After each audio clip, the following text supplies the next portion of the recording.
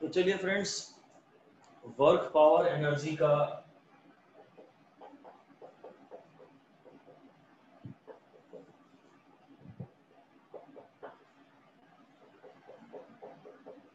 जो एनसीईआरटी फर्रा मैंने आपको दिया है उसके क्वेश्चंस डिस्कस कर रहे हैं अपन। ठीक है, तो क्वेश्चन नंबर बोलिए आप क्या डिस्कस करना चाहते हैं। क्वेश्चन नंबर 6 आपने बोला है इनकरेक्ट स्टेटमेंट इज। तो पहला ऑप्शन है being a dot product of two vectors kinetic energy is a scalar. हाँ, काइनेटिक एनर्जी होता है half M V dot V. आपको तो लगता है इसमें तो कोई डॉट प्रोडक्ट है, स्केलर है ही नहीं है, यही है। तो वेलोसिटी का ये डॉट प्रोडक्ट है वी डॉट वी, और इसलिए हाँ ये स्केलर है, और इसी को स्केलर प्रोडक्ट भी बोलते हैं for your information. Number 2, velocity can be negative और positive but kinetic energy can never be negative. हाँ, हाफ एम वी स्क्वायर में अगर वी नेगेटिव भी हुआ तो भी वी का स्क्वायर तो पॉजिटिव ही होगा, तो काइनेटिक एनर्जी कभी नेगेटिव नहीं होती। थर्ड कह रहा है weight lifter holding a 150 kg mass steadily on his shoulder for 30 seconds does not work on the load during this interval। हाँ, उसने डिस्प्लेसमेंट होना जरूरी है, सिर्फ फोर्स लगाना पर्याप्त नहीं है। डिस्प्लेसमेंट अगर हो, उस फोर्स का असर दिखे, तब हम मानते हैं वर्क हुआ। सिर्फ पीएमटी की तैयारी करना पर्याप्त नहीं है। अगर सिलेक्शन हुआ तो हम मानेंगे कि कुछ हुआ, और नहीं तो बैक टू जीरो। तो कितनी भी आपने एफर्ट लगाया हो, जब तक रिजल्ट नहीं मिलता हम उसे साइंस में, फिजिक्स में तो जीरो ही गिनते हैं। तो इसमें तीनों ये ऑप्शन सही है, शायद चौथा ही गलत होगा। If an object falls under gravity and air friction is not neglected, mechanical energy conservation can still be applied. Now, mechanical energy conservation simply means P plus K is equal to constant. That's it. Now, P plus K is not a constant. अब आपको लगाना पड़ेगा कि work done by external force जो friction है is equal to delta K. नहीं, work done by all the forces या work done by external force is equal to delta P plus delta K. So energy is not conserved and therefore question number 6 का सही answer है 4। आपको कोई भी और इस ऑप्शन को चाहते हैं आपके दोबारा डिस्कस करें किसी भी ऑप्शन को तो आप बता दें, वरना नेक्स्ट क्वेश्चन बता दें। एनी क्वेश्चन बिफोर 5, 1 2 3 4 5 में से कोई क्वेश्चन है तो पूछ लीजिए।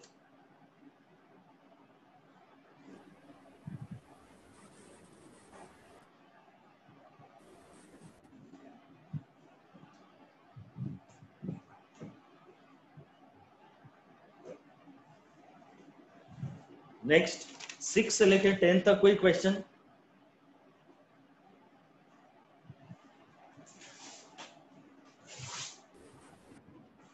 सिक्स से लेकर 10 तक पढ़ लीजिए।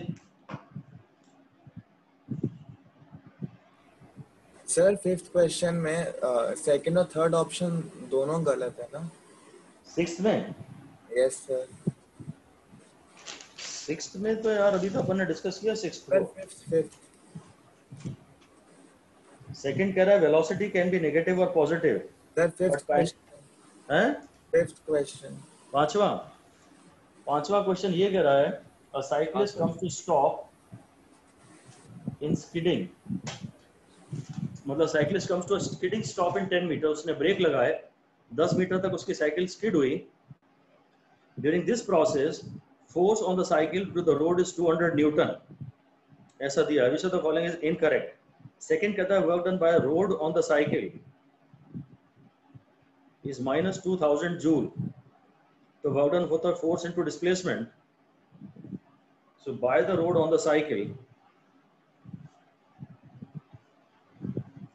स्टॉप जब हो रहा है तो रोड जो है, रोड का जो फ्रिक्शन है वो हाँ नेगेटिव है, सही बात है। रोड ने साइकिलिस्ट में जो डिस्प्लेसमेंट है वो आगे है, और रोड का जो फोर्स है वो पीछे है, और फोर्स इनटू डिस्प्लेसमेंट किया है, तो फर्स्ट तो सही है। सेकंड कहता है force exerted by the cycle on the road is minus 200 Newton. तो जो साइकिल ने फोर्स पे लगा, साइकिल ने रोड पे लगाया है, और जो रोड ने साइकिल पे लगाया है वो तो हमेशा इक्वल एंड ऑपोजिट ही होते हैं। अच्छा, हाँ, तो साइकिलिस्ट फॉरवर्ड जा रहा है ना, साइकिलिस्ट फॉरवर्ड जा रहा है, तो सर मतलब जो रोड है by the cycle on the road, हाँ ये प्लस 200 आना चाहिए। और सर थर्ड भी गलत है। ठीक है, पहले सेकंड को डिस्कस कर लें। सही कह रहे हैं आप कि अर्थ ने जो साइकिल पे फोर्स लगाया वो बैकवर्ड डायरेक्शन में था, और साइकिल ने जो अर्थ पे फोर्स लगाया फिर वो फॉरवर्ड डायरेक्शन में होगा। ऐसा रहता है ना, अपन को मालूम है जब रिटार्डेशन हो रहा है ना, जब रिटार्डेशन हो रहा है तो ये रोड है और ये साइकिलिस्ट है, तो ये जाके यहाँ मारता है। डिस्प्लेसमेंट की डायरेक्शन में जो भी फोर्स है हम उसे पॉजिटिव लेंगे, और डिस्प्लेसमेंट के अगेंस्ट जो फोर्स है उसे नेगेटिव लेंगे। तो क्या होता है, साइकिलिस्ट जो होता है ना रोड को जाके ऐसे मारता है, तो रोड ने साइकिलिस्ट पे फोर्स लगाया पीछे, साइकिलिस्ट आगे जा रहा था, तो साइकिलिस्ट पे फोर्स पीछे है, तो साइकिलिस्ट पे जो फोर्स है वो नेगेटिव है, और साइकिलिस्ट ने जो रोड पे लगाया फोर्स वो फॉरवर्ड डायरेक्शन में है। हाँ, इसलिए ये ऑप्शन आप सही कह रहे हैं, सेकंड गलत है, ये प्लस 200 न्यूटन होना चाहिए। Excellent job done, excellent job done, very good, wonderful. ठीक है, थर्ड भी पूछ रहा है, work done by cycle on road is equal and opposite to work done by the road on the cycle. हाँ, work done equal and opposite नहीं होते हैं, ये बात भी आपकी सही है। वर्क डन मे और मे नॉट बी इक्वल, यहां पर फोर्थ ऑप्शन उस बात को क्लियर कर ही रहा है।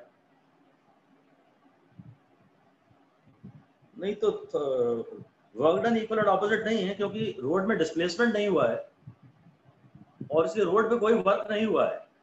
तो थर्ड स्टेटमेंट गलत है और मुझे गलत ही ढूंढना था, तो थर्ड मेरा आंसर है, पर सेकंड भी एडिशनली गलत है। ठीक है, और कोई option? No sir. Question number 5 में आपका पॉइंट आपने बहुत बढ़िया पॉइंट आउट किया है, दिस इज करेक्ट। इसका आंसर होगा प्लस 200 न्यूटन।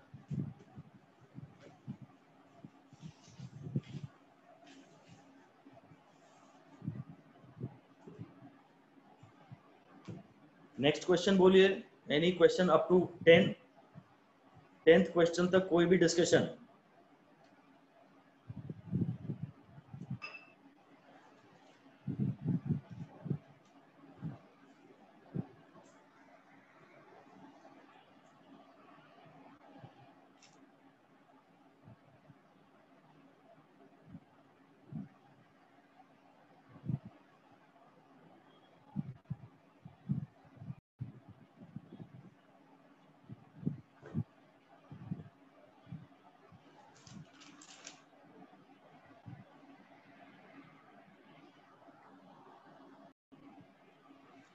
चलिए क्वेश्चन नंबर 1 डिस्कस कर रहे हैं। कहता है consider drop of mass 1 gram falling from a height of 1 kilometer.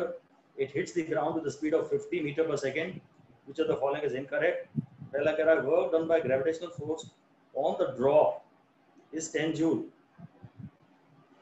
Now gravitational force तो नीचे है और डिस्प्लेसमेंट भी नीचे है, तो मास है इसका 1 ग्राम यानी 10 to the power -3 kg, और जी है 10, और जो डिस्प्लेसमेंट है वो 1 किलोमीटर है, तो ये वर्क डन 10 जूल हो गया। ये बात तो सही है। सेकंड कहता है kinetic energy the drop just before it hits the ground is 1.25 joule. Kinetic energy, इसकी जो हाईएस्ट पॉइंट पे पोटेंशियल एनर्जी होगी ना, वही लोवेस्ट पॉइंट पे काइनेटिक एनर्जी होगी। हाइट दी है क्या? एनर्जी कंजर्वेशन से मेरे को पूरी कैलकुलेशंस की जरूरत नहीं है। अच्छा, एयर फ्रिक्शन है। हाँ, it hits the ground. Kinetic energy drop just before it hits the ground is 1.25 joule. ठीक है, उसने अगर वेलोसिटी दी हुई है तो मैं चेक कर लेता हूँ। हाफ मास है 10 to the power -3 और v square is 2500, तो 12500 into 10 to the power -3, तो 1.25 जूल इसका सही आंसर है। अगर उसने वेलोसिटी दे दी तो मैं हाफ एम वी स्क्वायर से निकालूंगा। थर्ड कहता है work done by the resistive force on the drop is 8.75 joule. Now this is really good. Work done bye को अंडरलाइन करना चाहिए। देखो इसमें जो पोटेंशियल एनर्जी हाईएस्ट पॉइंट पे है ना, जो हाईएस्ट पॉइंट पे पोटेंशियल एनर्जी है वो mgh है, और वो ये है और ये है और ये है mgh। तो अगर एयर फ्रिक्शन नहीं होता तो जो हाईएस्ट पॉइंट पे पोटेंशियल एनर्जी है वही पूरे सिस्टम की मैकेनिकल एनर्जी है, और थ्रू आउट पी प्लस के का सम 10 जूल पे कांस्टेंट रहेगा। तो work done bye resistive force of the drop is 8.75 joule. ये बात सही है क्योंकि इसमें नीचे आने पे सारी की सारी काइनेटिक एनर्जी होनी चाहिए थी 10 जूल। इसमें नीचे आने पे काइनेटिक एनर्जी होनी चाहिए थी 10 जूल, पर एक्चुअली काइनेटिक एनर्जी है 1.25 जूल। तो बाकी एनर्जी कहाँ गई? सारी फ्रिक्शन खा गया। Work done by friction. तो अब इसमें क्या माइनस साइन की प्रॉब्लम आती है। रेजिस्टिव फोर्स जो है वो ऊपर काम कर रहा है और डिस्प्लेसमेंट नीचे है। Work done by the resistive force on the drop. हाँ, फोर्स तो ऊपर है और डिस्प्लेसमेंट नीचे है, तो ये तो माइनस ही आना चाहिए यार। थर्ड में माइनस साइन। एक क्वेश्चन में अपन ने बोला था कि उसका नाम रेजिस्टिव फोर्स है, तो उसके नाम में अपन ने माइनस साइन इंक्लूड कर चुके। किस क्वेश्चन में बोला था ऐसा? किया था एक रिटार्डेशन में। हाँ सर। वर्क डन बाय जब बोलता है ना, बाय द फोर्स, देखो वर्क डन के न्यूमेरिकल में हमारे लिए सबसे इंपॉर्टेंट इंफॉर्मेशन ये होती है वर्क डन बाय। कौन से फोर्स की बात कर रहे हैं, ये सबसे ज्यादा इंपॉर्टेंट होती है। उसके बाद इसके नाम में भले ही नेगेटिव होने का एहसास हो तो भी, रिटार्डेशन में जरूर हम दोबारा उसे नेगेटिव नहीं बताते, पर वर्क डन का तो रूल है कि यार हम फोर्स ऊपर मार्क करेंगे। अगर फोर्स ऊपर है तो मोशन नीचे हो रहा है, तो जिस भी फोर्स की बात कर रहा है वो फोर्स अगेंस्ट द मोशन है, और टोटल डिस्प्लेसमेंट नीचे है। इसका आंसर नेगेटिव ही आएगा। इसका आंसर नेगेटिव ही आएगा। फर्स्ट का थर्ड आंसर गलत है। रेजिस्टिव फोर्स जो वर्क कर रहा है वही। अच्छा, मैंने आपको आंसर्स तो दिए ही नहीं है ना इसके शायद। इसका सही आंसर है थर्ड, क्योंकि वो इनकरेक्ट है। फोर्थ पढ़ रहा हूं, in absence of air friction the speed of the drop at the ground could have been. तो चेक करके देख लेते हैं। अगर एयर फ्रिक्शन नहीं होता ना, तो एक बात ध्यान रखो कि बॉटम मोस्ट पॉइंट पे जो टोटल काइनेटिक एनर्जी होती ना, वो हाईएस्ट पॉइंट की पोटेंशियल एनर्जी के बराबर होती। अगर एयर फ्रिक्शन नहीं होता तो नीचे आने पर वेलोसिटी √2gh होती, वरना नहीं। तो 2 into 10 into हाइट है 10 किलोमीटर, 10⁴। 10 किलोमीटर नहीं, सॉरी 1 किलोमीटर है 10⁻3। हाँ, ये 10√2, ये सही आ जाता आंसर। 100√2, 100√2 ठीक है। अगर फ्रिक्शन नहीं होता तो ही आप ये वेलोसिटी का फॉर्मूला ले सकते हैं, एयर फ्रिक्शन ना होता तो इसमें केवल गलत आंसर है, मतलब जो इनकरेक्ट स्टेटमेंट है, और जो हमारा सही आंसर है वो है थर्ड। नेक्स्ट बताइए, पढ़ते जाइए, चाहे साथ साथ पढ़ते जाइए। हाँ, क्वेश्चन के फोर्थ पार्ट में मतलब क्या है वो? जोर से बोले। 10th क्वेश्चन का जो फोर्थ ऑप्शन है वो समझा दीजिए।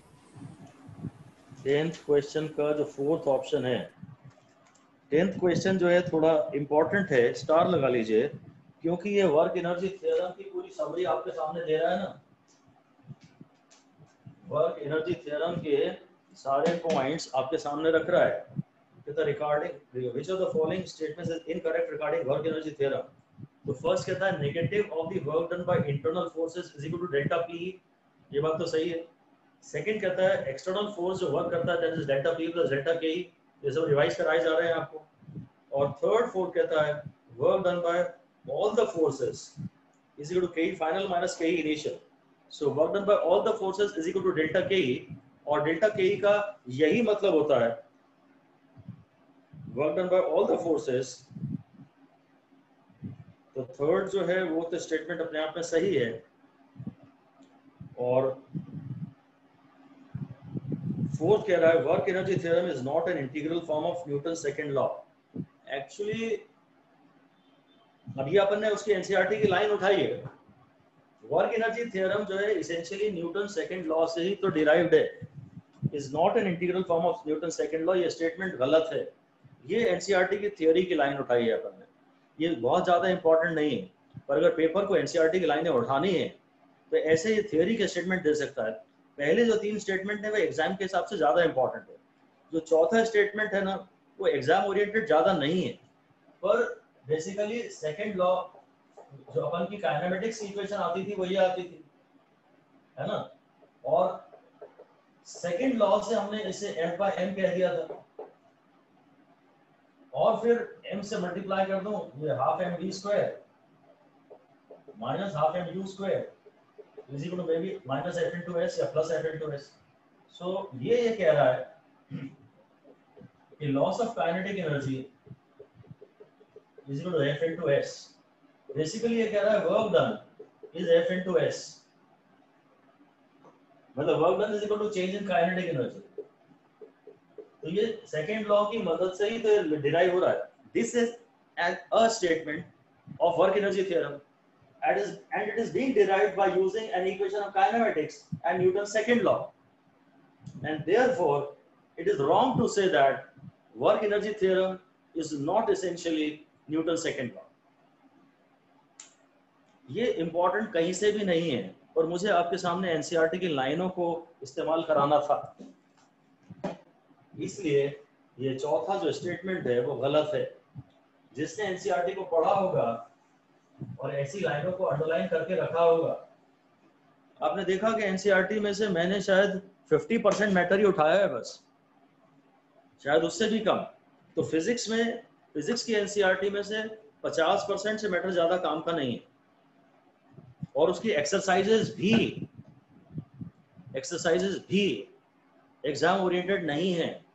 एग्जाम्पलर तो बहुत दूर की बात है, छोड़ दीजिए। मैं जैसे ही आपको इसका क्वेश्चन बैंक दूंगा तो आप समझ जाओगे कि किस लेवल के क्वेश्चंस आपको करने, उसी पे स्टिक करोगे तो हाई स्कोर करोगे, नहीं तो रोते रह जाओगे कि ये बाहर से था वो बाहर से था। कोई ना कोई बहाना आप ढूंढते रहोगे अपने फेलियर को छुपाने का।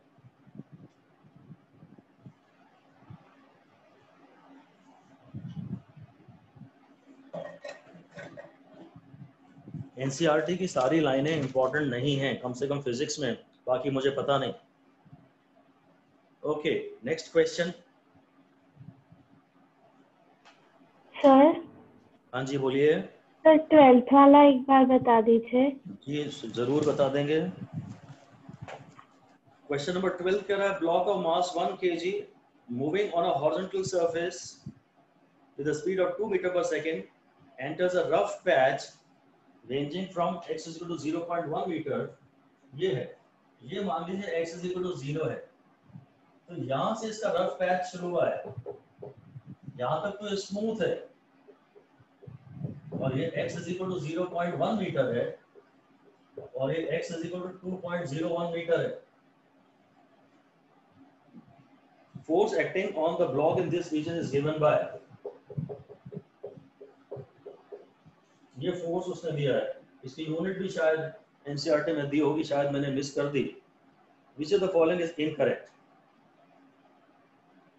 पहला कहता है final KE of the block after it crosses the patch will be less than 2 joule। तो इनिशियल काइनेटिक एनर्जी दे दिए थे, इनिशियल काइनेटिक एनर्जी है हाफ mv स्क्वायर, हाफ मास की वैल्यू है 1 और v की वैल्यू है 2, ये हो गया 4। तो इनिशियल काइनेटिक एनर्जी 2 जूल है। तो हाँ यार, जब यहाँ रफ पैच से गुजरेगा, ये बॉडी जब रफ पैच से गुजरेगी ना, तो इसकी वेलोसिटी कम हो जाएगी। ये बॉडी होने का नुकसान है। हम लोग जब रफ पैच से गुजरते हैं ना, तो हम तो उसके बाद और तेज दौड़ते हैं। जब कोई एक्सपीरियंस बुरा होता है और रफ पैच से गुजरते हैं, तो हम तो उस एक्सपीरियंस से सीख के और आग लगा देते हैं। फेलियर्स, झटके बहुत ज्यादा जरूरी है, और अच्छा है डेली बेसिस पे 2-4 बार तो आपको फेलियर मिलना ही चाहिए। उसके बाद आप रियलाइज करोगे कि आप उससे जब बाहर निकले तो कितना मजा आया, कितनी खुशी हुई। तो ये तो सही है कि यार इसकी इनिशियल काइनेटिक एनर्जी 2 जूल है, और जब ये रफ पैच से गुजरेगा, रफ पैच मतलब फ्रिक्शन, रफ पैच मतलब फ्रिक्शन, तो हाँ इसकी वेलोसिटी और काइनेटिक एनर्जी थोड़ी कम तो हो जाएगी। The final velocity of the block after it crosses the patch may be more than 2 metre per second. ये कहाँ से आएगा यार, इसकी वेलोसिटी 2 मीटर पर सेकंड से ज्यादा कैसे हो सकती है? कोई जवाब देगा? हाँ ऐसा हो सकता है, आप कहोगे कि साहब हमने उसको और एक्स्ट्रा धक्का मार दिया हो, तो ऐसा हम नहीं कर सकते, कुछ तो उसको बोलना ही पड़ेगा। मेरे ख्याल से सेकंड स्टेटमेंट एक इनकरेक्ट स्टेटमेंट है, और मुझे इनकरेक्टली ढूंढना है, तो ये मेरा सही जवाब है। थर्ड कह रहा है x as x increases the retarding force on the block decreases। हाँ, x की वैल्यू जब ये 1 मीटर है तो जो रिटार्डिंग फोर्स है वो 0.5 न्यूटन है, और जब ये 2 मीटर है तो रिटार्डिंग फोर्स की वैल्यू 0.25 न्यूटन है, उसका मैग्नीट्यूड। तो रिटार्डिंग फोर्स धीरे धीरे कम होता जा रहा है। शुरू में ही हमें रिटार्डेशन ज्यादा मिलता है, कोई भी चैप्टर जब हम नया पढ़ते हैं ना तो ही हम लोगों को रिटार्डेशन और फ्रिक्शन ज्यादा मिलता है, फिर तो धीरे धीरे वो स्मूथ होता चला जाता है ना, और फाइनली तो आपकी गाड़ी दौड़ने लगती है ज्यादा जोर से। तो हाँ, जैसे जैसे x बढ़ रहा है फ्रिक्शन का मैग्नीट्यूड कम होता जा रहा है, वो हमें उसकी इक्वेशन से दिख रहा है। फिर कहता है after crossing the rough patch the block will continue to move with a constant velocity. हाँ, उसके बाद जिस इंस्टेंट पे यहाँ से निकलेगा ना, जिस इंस्टेंट पे यहाँ से निकलेगा उसके बाद उसकी वेलोसिटी इनर्शिया के कारण थ्रू आउट इस वैल्यू पे कांस्टेंट रहेगी, क्योंकि अब इस पैच के बाद इस पे और कोई फोर्स तो है नहीं। कोई फोर्स होगा तो वेलोसिटी घटाएगा या बढ़ाएगा, इसके बाद तो इनर्शिया है। the body will continue to move with a constant velocity with which it left the rough patch। हम लोग तो इंसान लोग तो हारने के बाद कांस्टेंट वेलोसिटी से नहीं और एक्सेलरेशन से भागते हैं, और हमारी ग्रोथ की तो कहानी कुछ तो भी हो सकती है। एक बार रफ पैच से गुजर गए तो हमारी ग्रोथ की कहानी कुछ भी हो सकती है। हजारों एग्जाम्पल आप लोग के डेली लाइफ में आप पढ़ते ही हो। पर हाँ, ये बॉडी जब इस पर कोई फोर्स काम नहीं कर रहा, एक्सटर्नल फोर्स काम नहीं कर रहा, तो अब इसकी वेलोसिटी कांस्टेंट बनी रहेगी। मैंने इसमें जो एडिशनल जो जेई लाइक पार्ट था ना, वो इस क्वेश्चन इसको छोड़ दिया। तो जेई वाले जो स्टूडेंट्स होंगे उनको इसको सॉल्व करना पड़ेगा। अगर एफ की वैल्यू, तो जो वर्क डन है, जो वर्क डन बाय फ्रिक्शन है, दैट इज एफ dx। सो बल्कि जो वर्क डन बाय फ्रिक्शन है, जो वर्क डन बाय फ्रिक्शन है वो है एफ है, एफ की वैल्यू है -0.5 बाय एक्स, तो -0.5 बाय एक्स dx। ठीक है, अब वर्क डन बाय फ्रिक्शन मतलब वो काइनेटिक एनर्जी में इतने में से घटा दूंगा, और इसकी लिमिट से आएंगी 0.01 से 2.01, ये आएगा, तो हो जाएगा -5 और 1 बाय एक्स का dx का log x, ln x 0.01 और 2.01, तो कुछ -5 हो जाएगा, log 2.01 माइनस 0.01, ये हो जाएगा -5 log 2, हो जाएगा -5 into 2.303 into log 2 to the base 10। ये सारी चीजें जेई वाले स्टूडेंट्स को एडिशनली करनी चाहिए, और बायो के स्टूडेंट्स भी जो थोड़ा सा एक स्टेप हायर प्रिपेयर करना चाहते हैं, उन्हें ये सॉल्व एग्जाम्पल पूरी तरह से देख लेना चाहिए। मेरे ओपिनियन में, इन माय ओपिनियन, मुझे लगा कि नहीं, नीट में ये नहीं आएगा, इसलिए मैंने इसे छोड़ दिया। बहुत थोड़ा पोर्शन ऐसा है, 2% मैटर है एनसीईआरटी का, जो मैं शायद छोड़ दूं, वो आप अगर चाहें तो अलग से कर सकते हैं। पर हाँ, एक्सरसाइजेस वगैरह इतनी ज़्यादा यूजफुल नहीं है, करेंगे तो मज़ा तो आएगा। और गाइड रैंडम किसी भी गाइड के सवाल करने से अच्छा तो है कि एनसीईआरटी के ही करो, क्योंकि उसके फिर भी चांसेस हैं। सबसे पहले अब आपका काम ये है, जो डिफाइंड रीडिफाइंड सिचुएशन है उसमें सबसे पहला काम है कि एनसीईआरटी की रीडिंग लगाइए, उसके शॉर्ट एग्जाम्पल पढ़िए और उसकी एक्सरसाइजेस भी करिए अगर टाइम मिल जाए तो। और ये सब हो जाए तो कोई गाइड की तरफ हाथ लगाइए। हालांकि एनसीईआरटी एक्सरसाइजेस अच्छी खासी टफ है, पर फिर भी उसका कोई छोटा सा पार्ट पेपर में आ सकता है, उसका जो कंक्लूजन है वो पेपर में आ सकता है, काफी चांसेस है।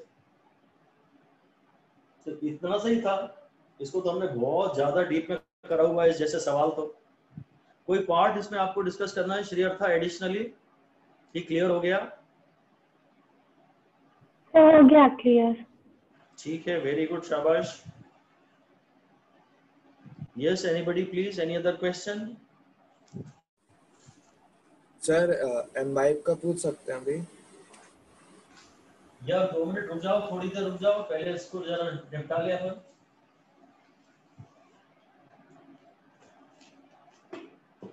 देखो, मेरे पढ़ाने का तरीका तो एसेंशियली ऐसे ही रहने वाला है। अब ये एनसीईआरटी के मैं ऐसे क्वेश्चंस बनाऊंगा और क्वेश्चन बेस्ड डिस्कशन ही करूंगा। तो इन्हें बहुत सीरियसली लीजिए आप। बहुत सारा मैटर है इसमें, बहुत अच्छा मैटर है जो आपने भी पूछा नहीं है, पूछिए। और इसके बाद एनसीईआरटी फिर से पढ़िए। मेरा दावा है कि कम से कम 20,000 आप लोग मुझसे ले जाएंगे। मतलब दूंगा या नहीं दूंगा वो तो मुझे नहीं पता, पर इतने के क्लेम आप ठोक सकते हो मेरे ऊपर। और उसके लिए जरूरी है कि ढंग से पढ़ो। तो न तो आपने इसको ढंग से पढ़ा है, न आपने एनसीईआरटी ढंग से पढ़ा है। 5,000 के आप सपने देख रहे हो। ढंग से पढ़ो। तो किसी ने पढ़ा है ढंग से इसको? इसको 2-3 बार पढ़ा है किसी ने?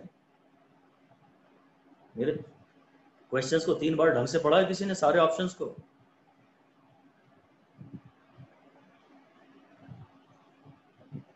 किसी ने एनसीईआरटी पूरी ढंग से पढ़ी है एक एक लाइन?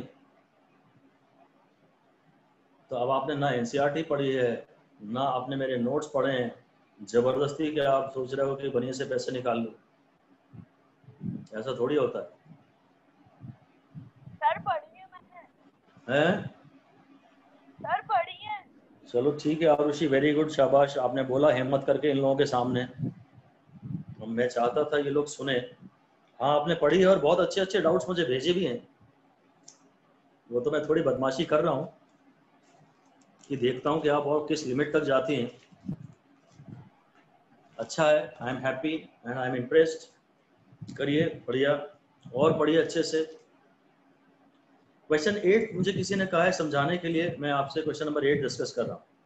कहता है in a ballistics demonstration a police officer fires a bullet of mass 50.0 gram. इसे 50 ग्राम ना कह के 50.0 ग्राम कहने की आदत डाल लो आप, तो शायद अच्छा रहेगा।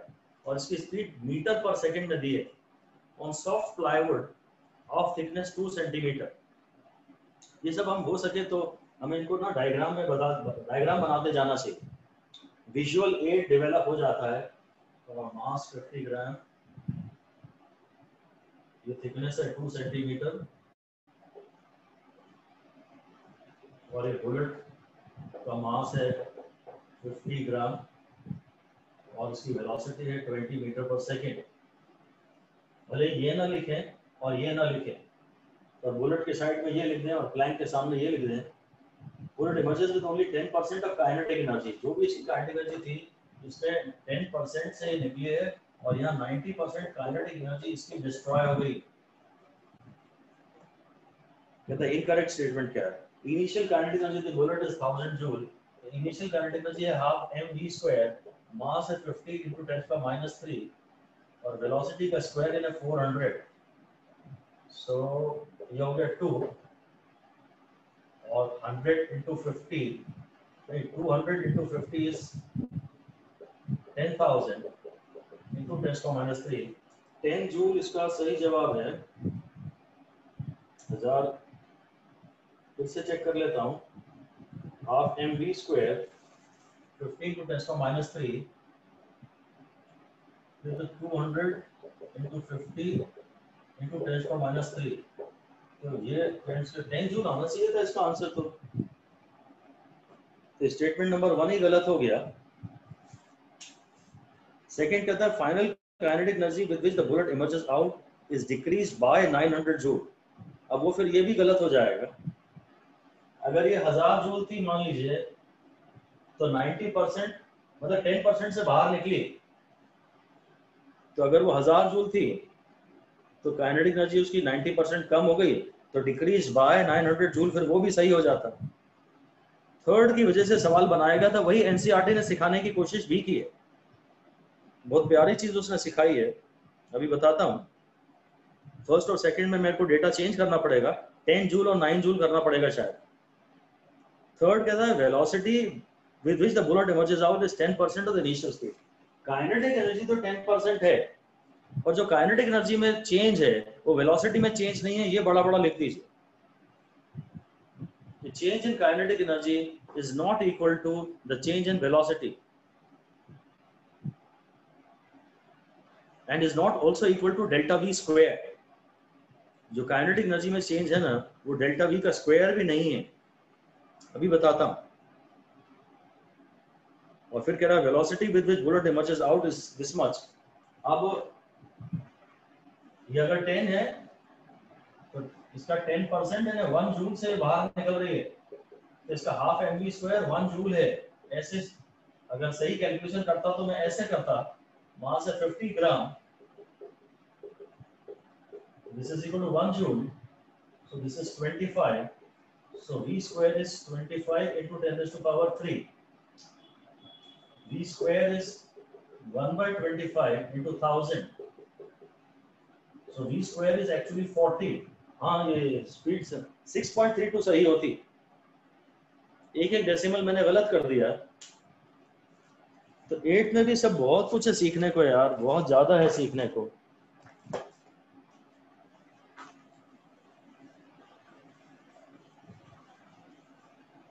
देखो जो डेल्टा के ई है ना, बोलता है half M V final square minus half M V initial का स्क्वायर, तो वो half M V final minus V initial का स्क्वायर नहीं होता है, ये समझ जाओ बस। जो change in percentage change in velocity है और जो percentage change in kinetic energy है वो तो सेम है ही नहीं। देखो वैसे भी काइनेटिक एनर्जी होता है हाफ एम वी स्क्वायर, तो डेल्टा के ई बाई के ई वैसे भी कम से कम होता 2 डेल्टा वी बाई वी। तो अगर उसने कहा है काइनेटिक एनर्जी 10% रह गई है, नहीं रह गई है नहीं, अगर वो कहता काइनेटिक एनर्जी 90% कम हो गई है, तो मैं अप्रोक्सीमेटली कहता कि वेलोसिटी 45% कम हो गई। वेलोसिटी 10% कम नहीं होगी। Option third is obviously wrong कि velocity with which the bullet emerges is 10% of the initial speed, वो गलत है। यही लिख दीजिए आप, और लिख दीजिए कि loss in velocity will be approximately 50% of loss in kinetic energy.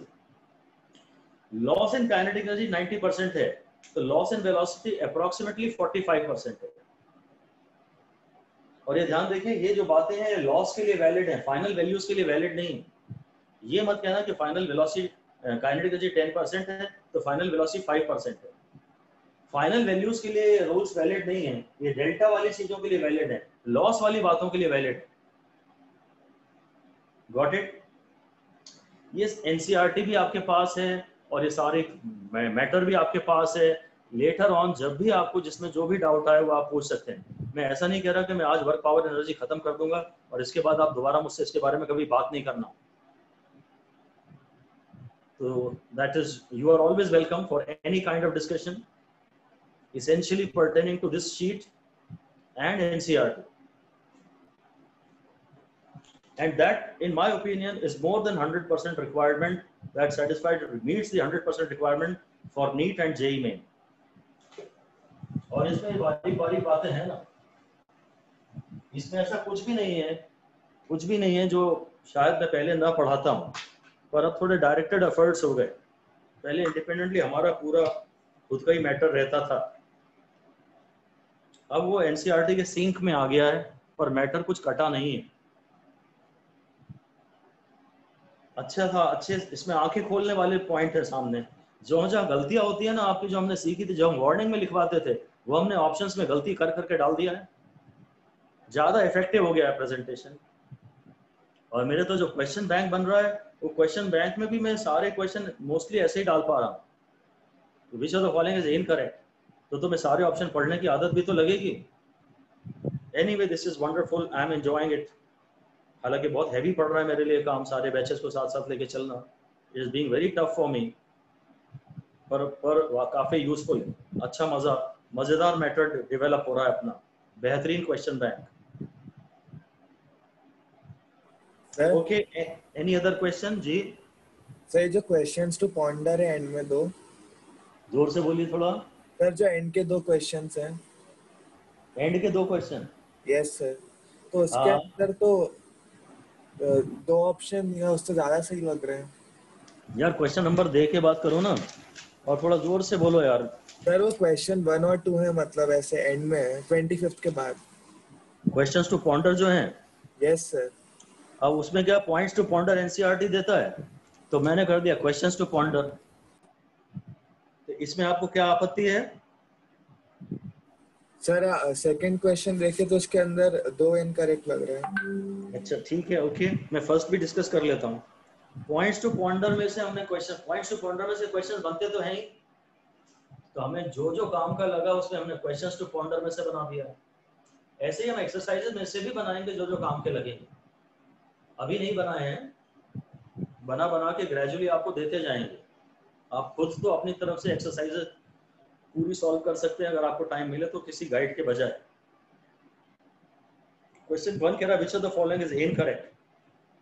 कहता है scalar quantity can be positive और नेगेटिव, ये सही है। देखते हैं आगे क्या कह रहा है।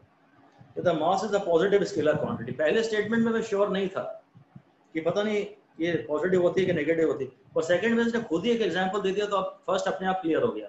कई बार ऐसा होता है कि नेक्स्ट ऑप्शन से आपको पिछले ऑप्शन एकदम परफेक्ट क्लियर हो जाता है कि हाँ यार मास तो स्केलर है और पॉजिटिव भी होता है, मास कभी नेगेटिव तो होता नहीं है। तो स्टेटमेंट 1 अपने आप में काफी हद तक तो मुझे ऑप्शन 2 पढ़ने के बाद क्लियर हो गया। थर्ड कह रहा है potential energy and kinetic energy of particle can have negative values. ये स्टेटमेंट हमने ऊपर एक जगह पढ़ा दिया था कि काइनेटिक एनर्जी तो कभी नेगेटिव हो ही नहीं सकती, काइनेटिक एनर्जी तो नेगेटिव कभी हो ही नहीं सकती, तो ये थर्ड स्टेटमेंट गलत हो गया। अब इसके बाद कह रहा है when positive work is done on a body it's energy increases. तो हाँ, कहीं ना कहीं हमने इसे बोला तो था कि वर्क एनर्जी थ्योरम में यही तो कहता है work done by on a body is equal to delta P plus delta K या इज इक्वल टू डेल्टा के। तो जब आप बॉडी पे वर्क करते हैं तो एक्सटर्नल एजेंट जो भी वर्क करता है वो बॉडी की एनर्जी बढ़ाएगा तो है यार। अगर बॉडी एक्सेलरेट हो रही है, work done which is done on a body when positive work, अच्छा पॉजिटिव ही साफ साफ बोल दिया, बड़ा अच्छा है। पॉजिटिव वर्क करोगे तो भैया फिर तो एनर्जी बढ़ेगी, कोई शक की बात ही नहीं है। तो 1 में तो कोई प्रॉब्लम नहीं थी। सर हाँ बोलिए। सर मतलब एनर्जी इसने कहा बढ़ेगी, बट ये थोड़ी कहा कौन सी एनर्जी। अगर काइनेटिक एनर्जी बढ़ेगी तो पोटेंशियल एनर्जी तो कम होगी। नहीं नहीं नहीं नहीं, अच्छा है, ये सारे डिस्कशंस कर रहे हैं, बड़ा मजा आ रहा है, बहुत बढ़िया आपने कहा। इन्होंने कहा कि साहब की पोटेंशियल, अगर काइनेटिक एनर्जी बढ़ी तो पोटेंशियल कम होगी। बहुत प्यारा स्टेटमेंट है, बहुत बढ़िया लॉजिक है, और इन डिस्कशंस से ही चीजें एकदम शानदार क्लियर होंगी। यार अपन ने बहुत हाईलाइट किया है इस बात को कि अगर आप कोई बाहर से वर्क नहीं लगा, फोर्स नहीं लगाते हैं और वो फोर्स कोई वर्क नहीं करता है, केवल उस स्थिति में P प्लस के का सम कांस्टेंट है। पर अगर आप बाहर से जो फोर्स लगाएंगे तो एक्सटर्नल फोर्स जो वर्क करेगा उसके बाद एनर्जी कंजर्व थोड़ी है। P plus K is a constant is only true when there is no external force on the system. यहाँ जो एक्सटर्नल फोर्स वर्क करेगा वो वर्क सिस्टम में ऐड होगा, या तो P बढ़ाएगा या K बढ़ाएगा या दोनों बढ़ाएगा। तो ये कहना कि जब K बढ़ेगी तो P घटेगी बहुत ज्यादा नेचुरल है, और खूब सारे लोगों से गलतियां होंगी, और आप खुद ही मुझसे ये तीसरी या चौथी बार ये गलती कर रहे हैं। आप कर रहे हैं ना? Yes sir. हाँ तो अच्छा है, कोई प्रॉब्लम नहीं, इसमें कोई बुराई नहीं है, बहुत अच्छा है। जितनी ज्यादा गलतियां करें उतना अच्छा है। वो एक बार जब दिमाग में बात बैठ गई ना 4 5 6 8 बार के बाद, 8 बार तक गलती में कोई टेंशन नहीं है यार। It is a part of learning. एक ही बार में थोड़ी ना आप सीख सकते हो। और आपके साथ प्रॉब्लम ये है कि आपसे दोबारा गलती हुई तो आपको गिल्ट फील होने लगता है। काहे का गिल्ट भाई, सीख रहे हैं साला अभी। बहुत बढ़िया, अच्छा लगा मुझे कि आप मुझसे डिस्कस कर रहे हैं, और question oriented discussions will definitely be more fruitful. तो जब हम वर्क करेंगे ना भाई, तो अगर एक्सटर्नल वर्क नहीं होता तो ये बात सही है कि काइनेटिक बढ़ती तो पोटेंशियल घटती। पर अगर एक्सटर्नल वर्क आ रहा है, सपोज एक्सटर्नल वर्क बॉडी को धीरे धीरे ऊपर उठा रहा है, तो जो work done by the external agent है ना, that is equal to delta P. अगर मैं हॉरिजॉन्टली चला रहा हूँ बॉडी को और उसकी पोटेंशियल एनर्जी नहीं बढ़ रही, तो work done by body is equal to delta K. और अगर मैं तेजी से ऊपर उठा रहा हूँ एक्सेलरेशन से, तो work done by external force is equal to delta P plus delta K. यही सब तो पढ़ा है हमने। और एनर्जी कंजर्वेशन केवल तब होता है जब बॉडी पे इंटरनल फोर्स हो, एक्सटर्नल फोर्स नहीं। इसलिए ये बड़ा प्यारा क्वेश्चन था, और जितनी आप गलती करोगे उतना आपको ज्यादा कॉन्सेप्ट क्लियर हो जाएगा। तो मैं अब इसका क्वेश्चंस टू पॉन्डर का क्वेश्चन नंबर 2 पढ़ रहा हूँ. Which of the following is incorrect? Number 1, work energy theorem is a scalar form of Newton's second law. अब ये मुझे पक्का पता नहीं है, मैं इसको छोड़ के ऑप्शन 2 पे जा रहा हूँ. हालांकि ये हमने कुछ पढ़ा तो था. हाँ, वर्क एनर्जी थ्योरम, वर्क और एनर्जी स्केलर क्वांटिटी है. अच्छा, न्यूटन्स लॉ फोर्स का है वो वेक्टर क्वांटिटी है और सेकंड लॉ से रिलेटेड है. तो कुछ सही तो लग रहा है ये स्टेटमेंट, पर बाकी ऑप्शंस को और जरा ढंग से एनालाइज करते हैं. कहता है work energy theorem holds good in all inertial frames. अब ये भी एनसीईआरटी की एक लाइन मैंने ऐसी कैसे उठाई है. जब आप जमीन से खड़े होकर देखेंगे तो यही तो देखेंगे कि जितना वर्क करेंगे उतनी काइनेटिक एनर्जी चेंज हो जाएगी. तो इनर्शियल फ्रेम में तो वैलिड है ही. इसमें नॉन इनर्शियल फ्रेम के बारे में भी कुछ कहा गया है एनसीईआरटी में, वो मैंने नहीं लिखा है. और अब वो आप पॉइंट आउट करोगे तो मैं आपको उसके 5000 नहीं दूंगा. उसको मैंने खुद ही पहले क्लेम कर ली, मेरी गलती. ठीक है, मांगोगे तो नहीं? No sir. हाँ, थैंक यू सो मच यार, यू आर सो कंसिडरेट. ये थोड़ा सा हायर लेवल हो रहा था इसलिए मैंने उसका एक पॉइंट थोड़ा छोड़ दिया है, पर वो अब आप उसके ऊपर क्लेम नहीं कर सकते. उसके अलावा भी बहुत कुछ है यार, ढूंढो तो. इसमें नॉन इनर्शियल फ्रेम में भी थोड़ी सी चीजें बताई गई हैं, वो मैं बता देता तो अभी जो आसान चीजें हैं वो भी आपको डरावनी लगने लगती. बिल्कुल जितनी जस्ट रिक्वायर्ड है उतनी मैंने बातें आपको बताई हैं.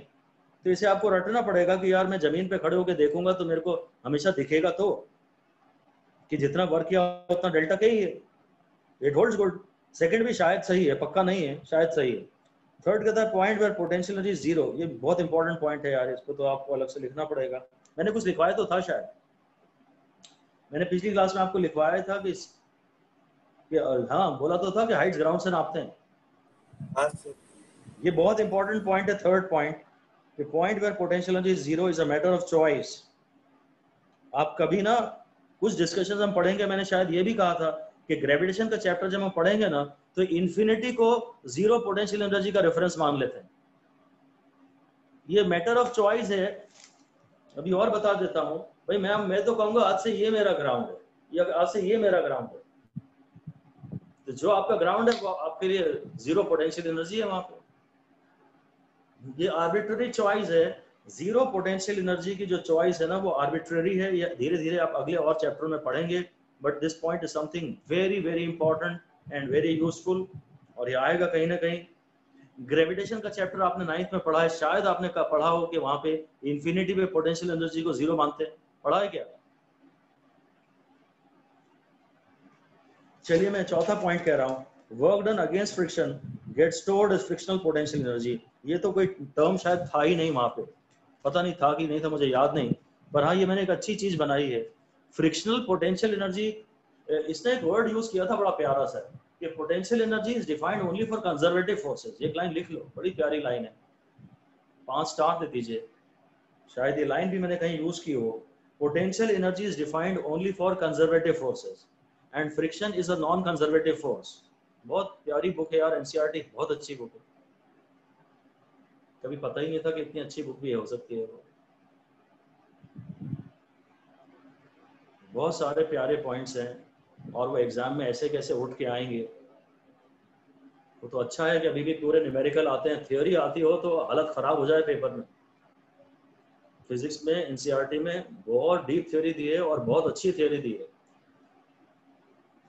लोग ये कहते रहते हैं, बायोलॉजी में हम कितने सालों से सुन रहे हैं कि पेपर एनसीईआरटी का आता है, एनसीईआरटी का आता है, तो भी 280 290 एवरेज मार्क्स आते हैं. 320 के ऊपर तो बहुत कम लोग निकल पाते हैं. यही हाल फिजिक्स का भी रहेगा.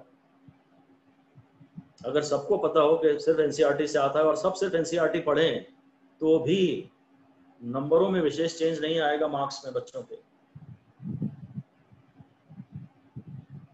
तो जो नॉन कंजर्वेटिव फोर्स होता है ना, जैसे कि फ्रिक्शन, उसकी एनर्जी स्टोर थोड़ी होती है. फ्रिक्शन के अगेंस्ट जब मैं वर्क करता हूँ, एक बॉडी को जमीन पे घिसट रहा हूँ, तो भाई फ्रिक्शन के अगेंस्ट जो मैंने वर्क किया बॉडी को चलाने में, वो उससे तो बॉडी गर्म हो गई, वो हीट में चली जाती है. स्टोर थोड़ी होती है. It is lost as heat to surrounding. ये बातें भी कहीं ना कहीं किसी ऑप्शन में की गई हैं आपसे. आगे बात समझ में. Friction, work done against friction is dissipated as heat. ये Yes, सब भी बहुत सारी लाइनें उसने एनसीईआरटी ने बहुत सारी लाइनें इस बारे में लिखी हैं, मैंने तो बहुत कम यूज की हैं। आप सोच सकते हो 25 या 2 और मिला लो 27 क्वेश्चन, 27 क्वेश्चन, और कोई चांस नहीं है कि इसके बाहर क्वेश्चन पेपर में आ जाए, कोई चांस ही नहीं है। हाँ, छोटे छोटे न्यूमेरिकल के रूप में आएंगे ये क्वेश्चंस, वो न्यूमेरिकल भी आपको जल्दी आज या कल तक इसके कुछ न्यूमेरिकल भी मैं आपको दे दूंगा। वो तो धीरे धीरे भी करते रहेंगे, इतने से भी आपके क्वेश्चन बन जाएंगे। न्यूमेरिकल की तो कोई प्रॉब्लम है ही नहीं, अगर फॉर्मूला आपको याद है तो न्यूमेरिकल तो जो आ रहे हैं आपसे वो 100% बन जाएंगे। और 2, 4, 5 चैप्टर के भी न्यूमेरिकल यदि आप कर चुके हो तब आने वाले किसी चैप्टर में न्यूमेरिकल आपके लिए प्रॉब्लम रहेगी ही नहीं, अगर फॉर्मूला याद है तो। फॉर्मूला बदलेगा, फिर फॉर्मूले में वैल्यूज डालनी है, और जो पुरानी क्लासेस में कैलकुलेशन सीखी है वो करनी है। न्यूमेरिकल्स आर ऑलवेज वेलकम, कोई प्रॉब्लम ही नहीं है, बस फॉर्मूला ढंग से याद हो जाए। अगर आप 5 चैप्टर के न्यूमेरिकल अभी तक कर चुके हो, थोड़े थोड़े 10% ही आपसे बनते थे, तो आने वाले चैप्टरों के न्यूमेरिकल आपसे बनेंगे, वो जो एग्जाम ओरिएंटेड। और जब भी सेल्फ डाउट करो, जब भी दुखी हो, परेशान हो और होपलेसनेस लगे, जैसा कि पीएमटी प्रिपरेशन में सभी को लगती है, जेई वालों पे तो प्रेशर थोड़ा और भी ज्यादा रहता है, जेई एडवांस का भी प्रेशर रहता है, पीएमटी वालों पे प्रेशर थोड़ा कम है। जब भी आपको होपलेसनेस लगे ना, प्रीवियस ईयर के उठा के पेपर देख लेना टॉपिक वाइज। मैं तो कह रहा हूँ 17, 18, 19, 20 सिर्फ 4 साल के पेपर काम के हैं, पर आप तो इनके पहले के क्वेश्चंस भी उठा के देख लेना टॉपिक वाइज। एक ही बुक आपके पास रखो और वो है previous year paper, only NEET, not JEE. जो बुक्स आपके पास हैं उनमें भी प्रीवियस ईयर के पेपर हैं ही ऑलरेडी, इसलिए कोई नई बुक खरीदने की जरूरत नहीं। जब आप होपलेस लगे आपको कि यार हमसे तो कुछ भी नहीं हो रहा, तो जो चैप्टर जो टॉपिक लगे, फिजिक्स का हो, केमिस्ट्री का हो, बायो का हो, प्रीवियस ईयर का पेपर उठा के देख लो, टॉपिक वाइज क्वेश्चन की बुक में से आपको एकदम इंस्टेंट बूस्ट मिल जाएगा। इंस्टेंट एकदम लगेगा कि वाह यार ये तो सारे बन रहे हैं लाइन से। ठीक है, और कोई एक सब्जेक्ट तो अपना, अगर हालत आपकी बहुत ही बुरी है तो कोई एक सब्जेक्ट पकड़ो अभी खाली। इसेंशियली मैं तो सिर्फ कहता हूँ कि केमिस्ट्री से बढ़िया कोई सब्जेक्ट नहीं है, सिर्फ केमिस्ट्री के पीछे पड़ जाओ, इमीडिएटली तुम्हें मार्क्स दिखने लगेंगे पेपर में, तो तुम्हारा कॉन्फिडेंस एकदम बढ़ेगा। बायो में थोड़ी सिली मिस्टेक होती हैं, और बायो ऐसा है कि तुम थोड़ा बाद में भी पढ़ोगे, हालांकि बायो के टीचर्स मुझसे नाराज हो सकते हैं, पर बायो थोड़ा बाद में भी पढ़ोगे तो चलेगा। केमिस्ट्री को या फिजिक्स को तुमने बाद के लिए टाला तो बाद में उनमें तुम एकदम उतनी कॉन्फिडेंस डेवलप नहीं कर सकते। पहला सब्जेक्ट होना चाहिए केमिस्ट्री, फिर होना चाहिए एक्चुअली शायद चलो बायो ही सही, और फिर तीसरा होना चाहिए फिजिक्स। पर अगर 11th में, while in 11th in my opinion you should give more stress to physics and chemistry. 12th में आते ही साथ आप अपनी रणनीति बदल लें और बायो पे फोकस ज्यादा करें, तब आप 11th की बायो भी पढ़ें। और अभी अगर आप बायो करते रहे क्योंकि आपको फिजिक्स बन ही नहीं रही है, तो फिर उससे डर निकलेगा कब? अभी तो आपके ऊपर परफॉर्मेंस का प्रेशर है नहीं ज्यादा। 11th के तो बच्चे जरा मस्ती में ही रहते हैं, हवा में ही रहते हैं थोड़ा ज्यादा। 12th में आते ही साथ आपके ऊपर प्रेशर आ जाता है, लगता है साले बोर्ड्स भी हैं, स्कूल वाले भी जान खा रहे हैं। 12th के बच्चों पे थोड़ा प्रेशर रहता है, और ड्रॉपर्स पे तो खैर बहुत प्रेशर रहता है। जैसे जैसे ड्रॉप्स के नंबर बढ़ते जाते हैं, 4 ड्रॉप 5 ड्रॉप वाले भी बड़े कॉमन हैं मेडिकल में, तो जैसे जैसे नंबर ऑफ ड्रॉप्स बढ़ते जाते हैं बहुत प्रेशर बढ़ता जाता है, पड़ोसियों का, रिश्तेदारों का, खुद अपने अंदर ही लगता है कि यार किसी लायक है कि नहीं।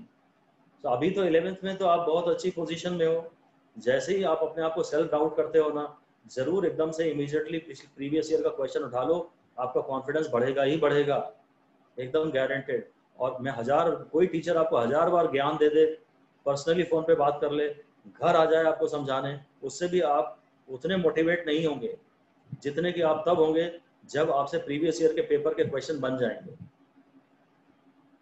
तो प्रीवियस ईयर के क्वेश्चन पहले करने ही नहीं है आपको, उनको बचा के रखो कि जिस दिन बुरा फील कर रहे होगे उस दिन ये दवाई काम आएगी आपके। एक कोई सब्जेक्ट पकड़ लो, अगर बहुत ही बुरे नंबर आ रहे हैं ना तो एक सब्जेक्ट पकड़ लो पेपर में, और बहुत ज्यादा पूरा टाइम उसी को दे दो।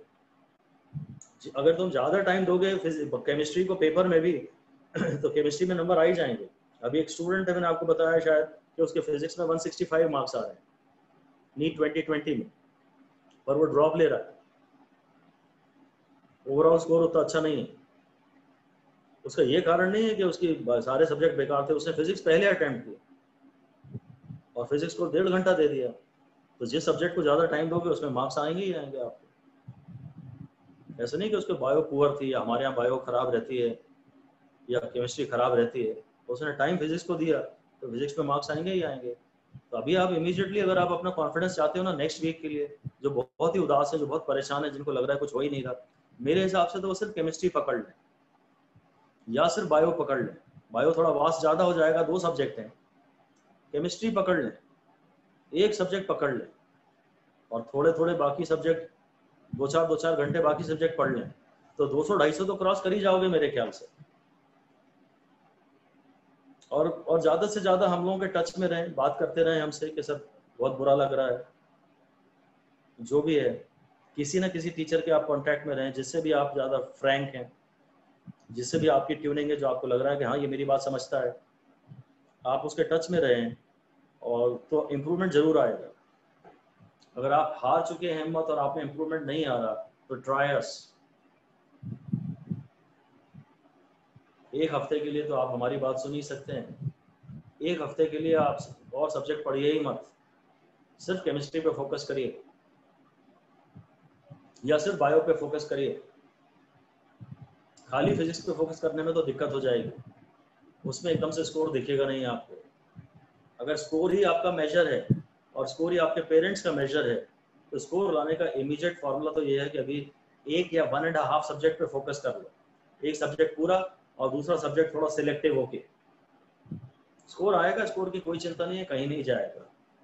और फिर मिस्टेक्स एनालाइज करिए। अगर आपने देखा कि आपके जो मार्क्स नहीं आए वो इसलिए नहीं आए क्योंकि वो टॉपिक आपको याद ही नहीं था, तो फिर टॉपिक याद करिए, स्कोर को रोक के क्या करोगे? अपनी गलतियां लिखो तो कॉपी पे कि मेरा स्कोर इस वजह से नहीं आया, मुझे ये लग रहा है, और फिर टीचर से शेयर करो। खाली स्कोर मत देखो, उसके पीछे की मेहनत भी तो देखो, उसके पीछे की कमियां भी तो देखो। अब ये इशिका के 525 आते हैं तो सबको आग लग जाती है, होना भी चाहिए, उसके पीछे की मेहनत भी तो देखो यार।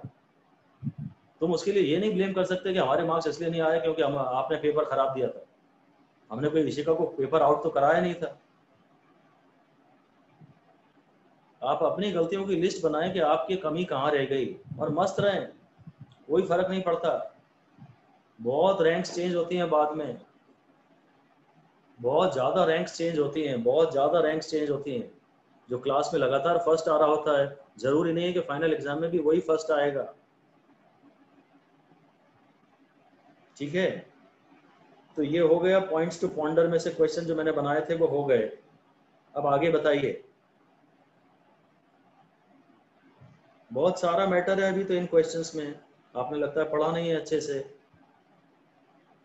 अभी के अभी पढ़ते जाइए और कुछ नहीं तो रैंडमली यही बोल दीजिए कि सर ये समझा दीजिए, वो समझा दीजिए। सर एक बार केजीएफ और न्यूटन समझा दीजिए। एक बार क्या समझाऊं? केजीएफ और न्यूटन वाला। इस शीट में कहीं है क्या? नहीं सर, पता नहीं। चलो मैं बता देता हूँ। ये शीट तूने पूरी आ गई, तूने पूरे सारे क्वेश्चन कर लिए अच्छे से तेरे को दानिश?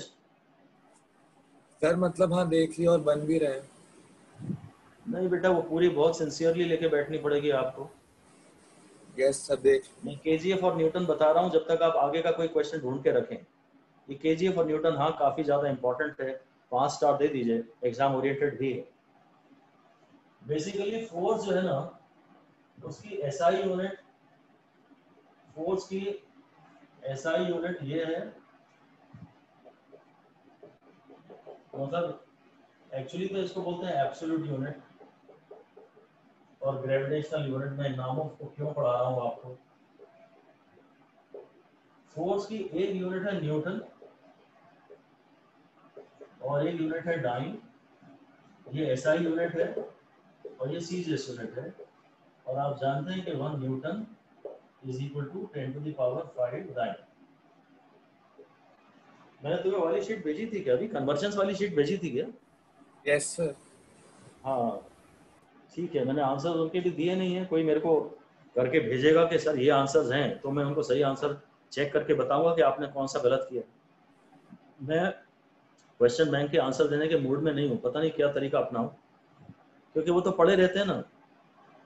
उसका होगा क्या, जब आप साल में सॉल्व करोगे any time in the year, sir मेरे इस शीट के आंसर ये रहे और आप चेक कर दीजिए, तो मैं आपको बताऊंगा कि आपने कौन कौन से आंसर गलत किए।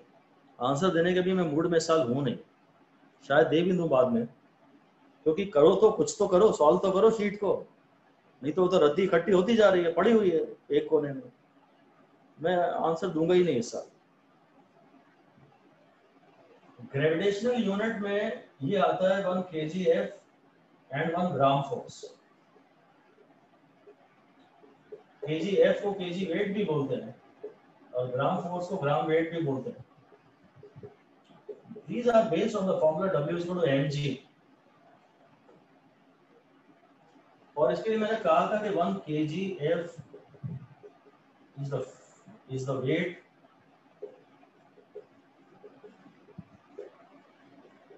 of an object of mass 1 kg। बड़ी प्यारी बात है, बड़ी इंपॉर्टेंट बात है, और अच्छे अच्छे 4 ड्रॉप वाले भी इसमें गलत करते हैं।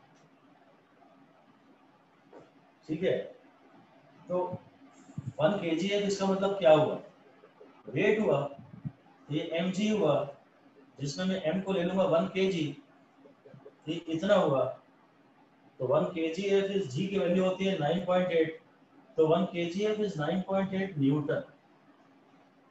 इसी तरह से जो 1 ग्राम फोर्स है, इसमें बॉडी का मास है 1 ग्राम, और सीजीएस यूनिट में mg कर रहा हूं ना, सीजीएस यूनिट में g होता है 981, तो 1 ग्राम फोर्स इज 981 डाइन। ये है इनमें रिलेशन।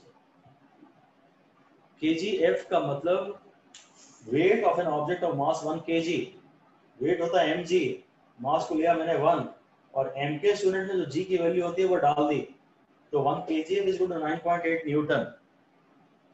वो शीट भी बहुत ही जबरदस्त है।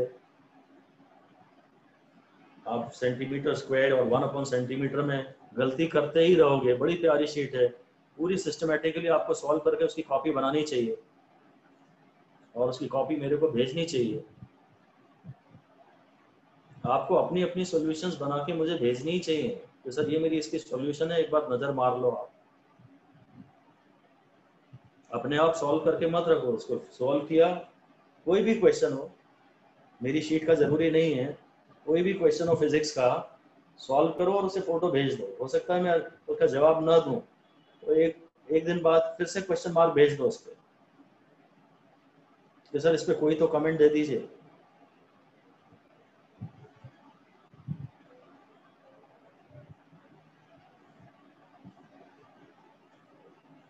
हाँ दानिश, ये क्लियर हो गया बेटा? Yes sir. ये बड़ा खतरनाक डिस्कशन है यार, बहुत इंपॉर्टेंट है और पेपर में ये काम आएगा। और इस पे जब तक आप 12 गलतियां नहीं करोगे ना, 10-12 साल भर में, तब तक आपको इसको एक्चुअली कॉन्फिडेंस आएगा नहीं। अभी तो लग रहा है कि आ गया, पर ये कम से कम 10 बार लेगा, 10-12 गलतियां इसमें होंगी, उसके बाद कॉन्फिडेंस आएगा। आएंगे और इसके क्वेश्चन कहीं ना कहीं आपके सामने आएंगे।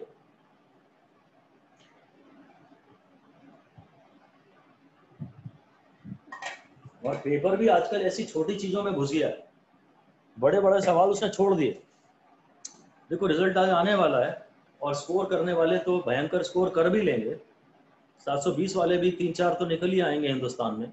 अभी तक तो एक ही की खबर है 720 के, एलन एक ही स्टूडेंट को क्लेम कर रहा है 720 के, और कई निकल आएंगे।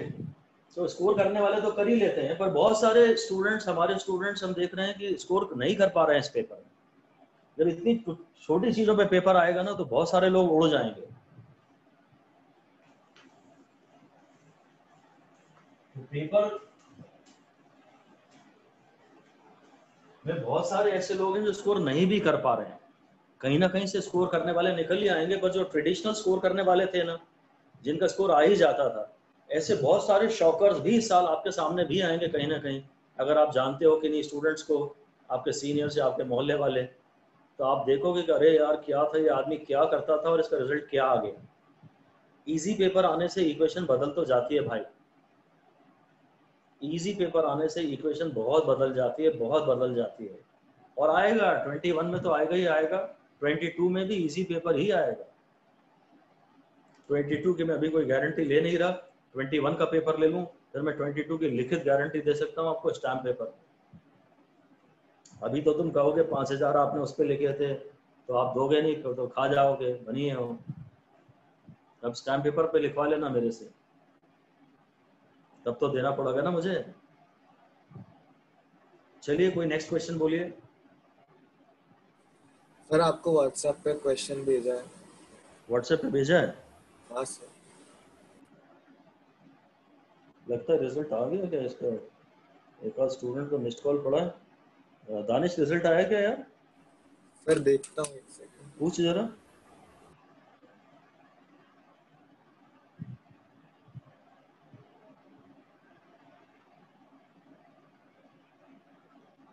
तो चलिए, मैं एक दानिश ने मुझे क्वेश्चन भेजा, ये एम्बाइक वाले, ये क्या दानिश? Yes sir.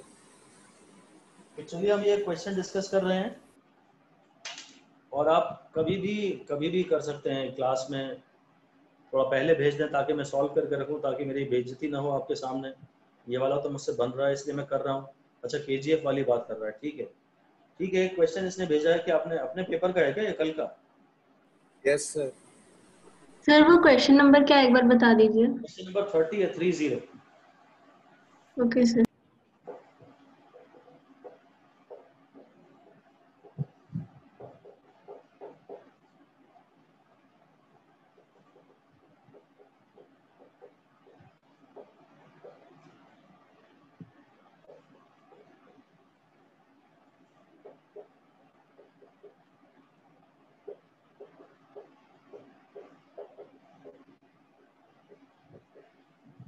वैसे आपका जो भी ओपिनियन हो मुझे पता नहीं, मेरे हिसाब से जो कल का पेपर था ना फिजिक्स का, वो अभी भी नीट के लेवल के ऊपर का ही है। कम से कम 30% पेपर इससे इजी आएगा।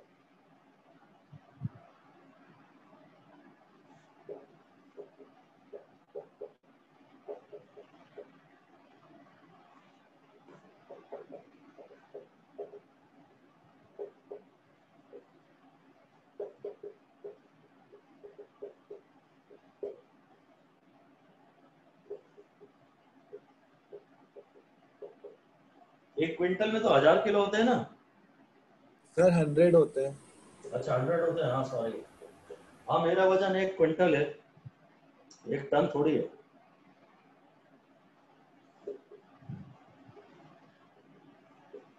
तो बढ़िया क्वेश्चन है यार। अच्छा इसमें मजे की बात है कि सारी यूनिट्स जो है, एक तो किलोवाट है और सारी डिजिट्स 5 है। तो 5 है कि 4.9 है, इसकी आपको चिंता नहीं करनी है, सिर्फ 10 के पावरों की चिंता करनी है, और वो भी किलोवाट निकाल के। सब में किलोवाट तो कॉमन ही है। तो चलिए, ट्रेन का वजन है, हाँ ये आप कर सकते हैं, आपसे जो पेपर है वो आप डिस्कस कर लिया करें मुझसे। जो भी आप डाउट पूछेंगे पेपर के वो मैं आपको बताऊंगा। संडे का जो आपका टेस्ट है उसका मंडे वाली क्लास में आप पेपर डिस्कस कर सकते हैं, ठीक है। मेडिकल वाले खाली, जेई वाले नहीं। जेई वाले अलग से भेजें कि सर इस क्वेश्चन को डिस्कस कर दो, तो मैं व्हाट्सएप पे वीडियो ऑडियो जो आप कहोगे बना के डाल दूंगा। आप कहोगे सर इसकी वीडियो सोल्यूशन भेज दो तो वीडियो सोल्यूशन भेज दूंगा। आप कॉल लगा के मुझसे डिस्कस कर सकते हैं कि सर एक क्वेश्चन जरा डिस्कस कर लीजिए, ठीक है। हाँ नीट वाले में क्लास में, मंडे वाली क्लास में डिस्कस करने को तैयार है। सबसे पहली बात तो है कि पावर निकालना है, तो मैं पहले पावर का फॉर्मूला देख लूं मुझे आता है कि नहीं। Force into velocity. अब उसने वेलोसिटी ये दे दी तो मैं निकाल लेता हूँ 36 किलोमीटर पर आवर। मैं तो 5/18 रटना नहीं चाहता यार, मुझसे तो गलती होती है। 36 कैंसिल कर दिया तो ये 10 मीटर पर सेकेंड हो गया। हालांकि एनसीईआरटी को भी आपने पढ़ा हो, तो एनसीईआरटी ने भी कहा है कि भाई याद कर लो। उसने भी एनसीईआरटी में लिखा है कि आप याद कर लो कि जो 36 किलोमीटर पर आ रहे हैं वो 10 मीटर पर सेकेंड है। पढ़ा है किसी ने line? Yes sir. Sir. Bold में लिखा उसने, बोल्ड में। वो चाहता है कि आप कुछ चीजें तो कॉमन की जरा याद कर लो आप भी। बहुत अच्छे से बनाई गई है। दो there are mistakes in NCERT, conceptual mistakes as well as typing mistakes. और निशिता ने तो मेरे को एक बार मच्छर की फोटो भेज के भेजी थी। एनसीईआरटी जब छपी है तो उस पर पहले मच्छर की मौत हो गई और वो इम्प्रिंट हो गया, उसने भेजी ये सर ये तो अमर हो गया। तो सारी चीजें हैं। तो पहले तो मैंने वेलोसिटी निकाल ली, और अब एक तो ये कि यूनिफॉर्म स्पीड है और हॉरिजॉन्टल जा रहा है, ट्रैवल लेवल ट्रैक लिखा था, क्या लिखा था? मतलब मुझे mg लेना है कि नहीं लेना ये समझ नहीं आ रहा। ऑन अ ट्रैवल ट्रैक ही लिखा है, यूनिफॉर्म स्पीड दिया है, फ्रिक्शनल फोर्स दिया है। यार अब क्या है कि मास दिया है क्या इसका? अच्छा वेट दिया हुआ है, ठीक है, ओके। अब मेरे को एक्चुअली ये समझ नहीं आ रहा कि जो मेरे को पावर में जो फोर्स लेना है वो क्या लेना है। वेलोसिटी तो मिल गई, तो ये जो फोर्स है ना, ये फोर्स वो फोर्स है जो आप लगा रहे हो वेलोसिटी को कांस्टेंट बनाए रखने के लिए। फ्रिक्शनल फोर्स ही जस्ट ओवरकम कर रहा है। अगर फ्रिक्शनल फोर्स से ज्यादा फोर्स ओवरकम कर रहा होता ना, अगर इंजन का जो फोर्स है वो फ्रिक्शनल फोर्स से ज्यादा होता, तो फिर वेलोसिटी कांस्टेंट नहीं रहती, फिर उसमें एक्सेलरेशन भी होता। लाइन लिख दो, the force developed by the engine is just able to overcome the frictional force. Force developed by the engine is just able to overcome the frictional force. If the force of the engine is more than the frictional force, if force applied by the engine is more than the frictional force, then kinetic energy of the train will increase.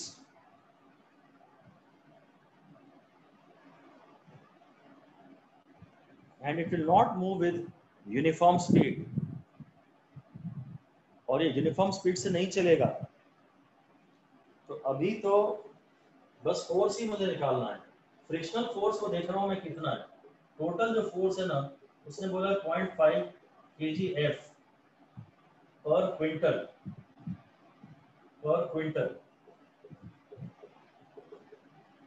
ये है friction. तो 0.5 into 9.8 यानी 10 Newton पर 100 kg।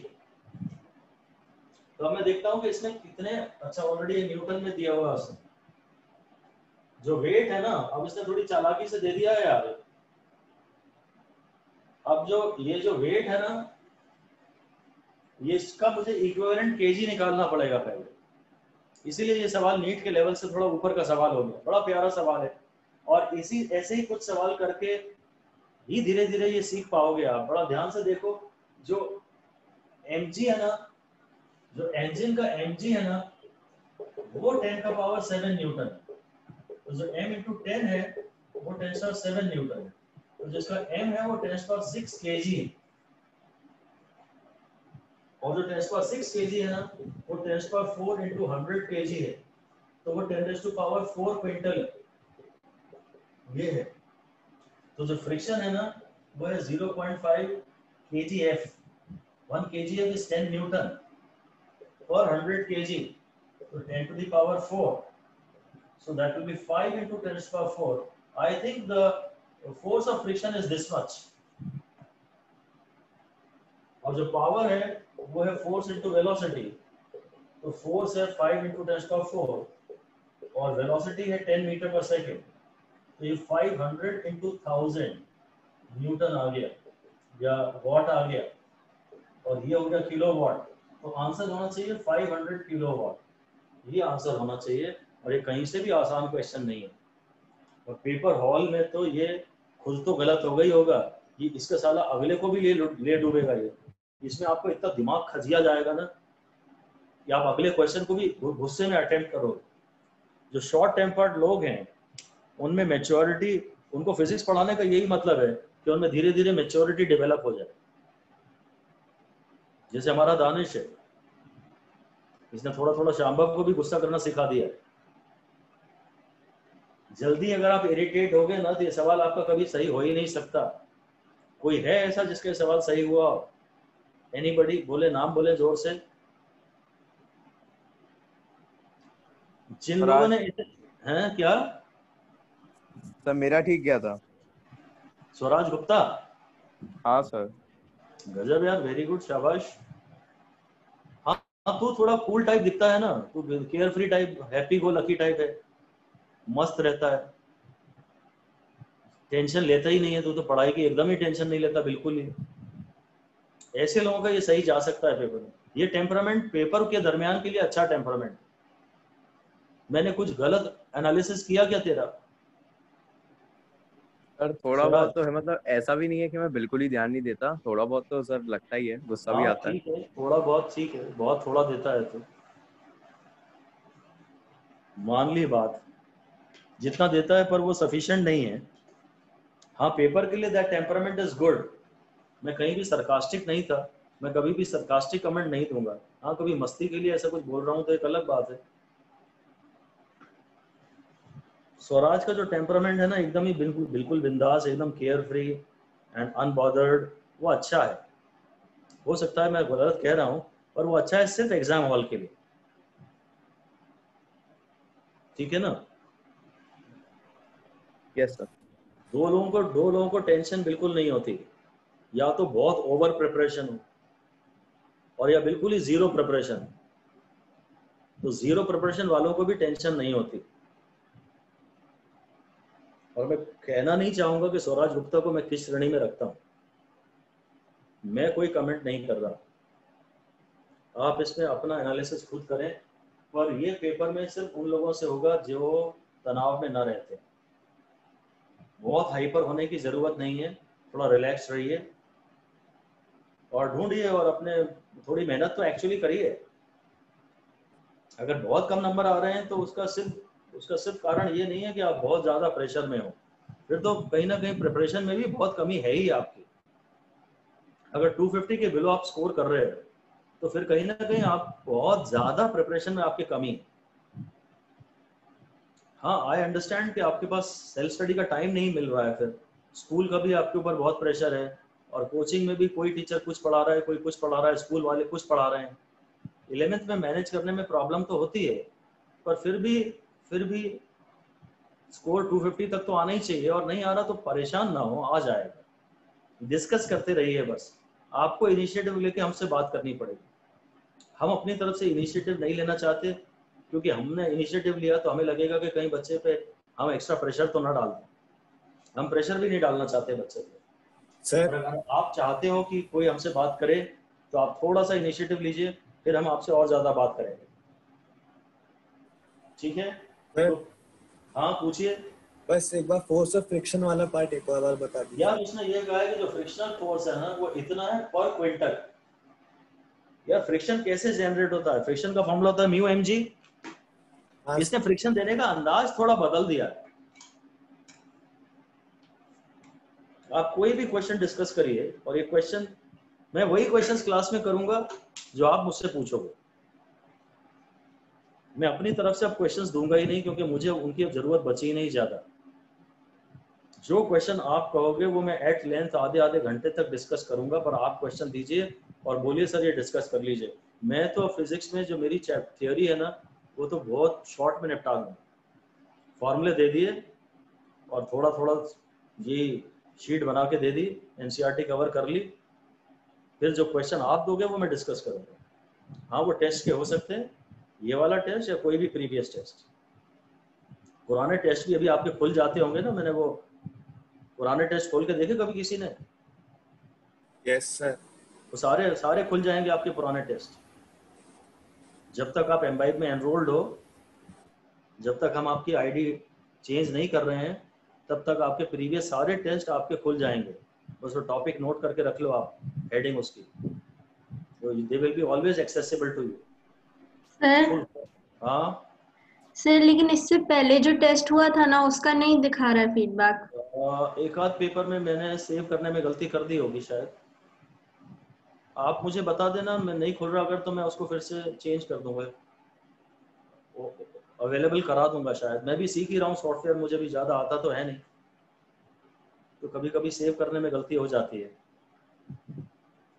कई बार ऐसा है मैं आपकी एक क्वेश्चन फिजिक्स में चेंज करता हूँ, थोड़े टफ क्वेश्चंस हैं तो मैं आपको एनसीईआरटी का बनाता हूँ, एनसीईआरटी लेवल का, पर फाइनली देखता हूँ जब पेपर आया तो वो क्वेश्चन चेंज ही नहीं हुआ है ना। इसेंशियली मैं भी बायो वाला जैसा हो गया हूँ ना, मेरे को ज़्यादा टेक्नोलॉजी आती नहीं है।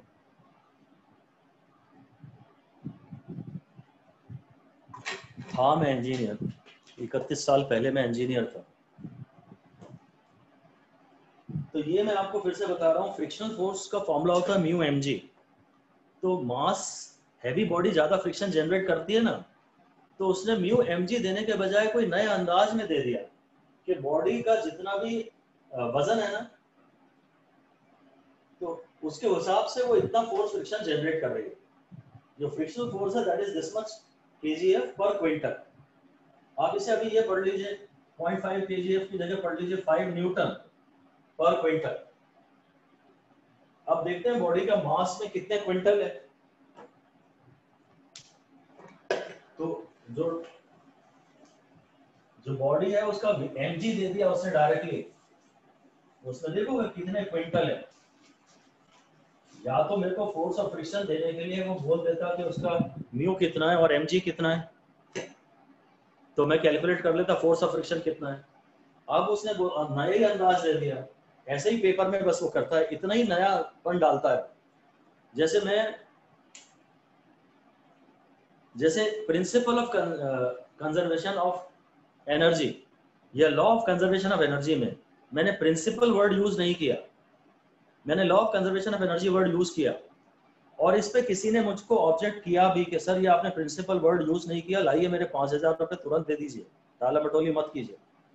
तो ये आपके लिए भी वैलिड पॉइंट तो है, पर पेपर में क्या करते हैं ना, इतना ही घुमाते हैं। आप गलत नहीं कह रहे, आप सही कह रहे हैं, मैंने प्रिंसिपल वर्ड कहीं यूज नहीं किया और उस लिहाज से आप मुझे कोर्ट में खड़ा कर सकते हैं। पर पेपर में ये इतना काम जरूर करते हैं कि नए नए वर्ड यूज करते हैं, प्रेजेंटेशन के तरीके बदल डालते हैं। अगर एनसीईआरटी में लॉ वर्ड यूज किया है तो या प्रिंसिपल वर्ड यूज किया है तो वो जानबूझ के नया नाम यूज करेगा। मैं उसका जस्टिफिकेशन नहीं दे रहा, ये पेपर में बस इतना ही घुमाते हैं ये लोग, नए नाम उठा लेते हैं। तो अब उसने फोर्स ऑफ फ्रिक्शन देने का अंदाज बदल दिया। उसने ये कहा कि हर 100 किलो बॉडी का जितना वजन है ना, म्यू एम जी के हिसाब से तो फ्रिक्शन डिपेंड करता ही है म्यू पे, और एम पे भी डिपेंड करता है। तो उसने बोल दिया कि यार जो फ्रिक्शन होता है वो म्यू एम जी होता है।